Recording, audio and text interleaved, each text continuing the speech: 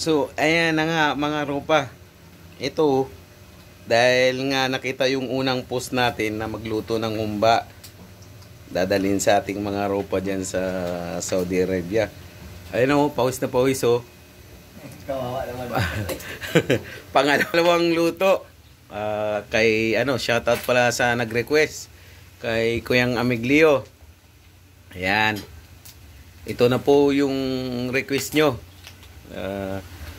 Na humba. Sana ay makarating diyan sa Saudi na walang problema.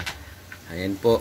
Ayan. Ay sinasangkot siya na pagka yan ay namumula-mula na. Ayan ay titimplahan na natin para ay tinatanggalan lang natin ng sarili niyang mantika.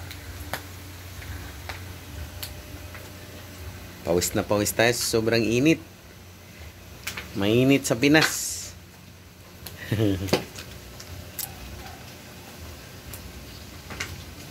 Sobrang init.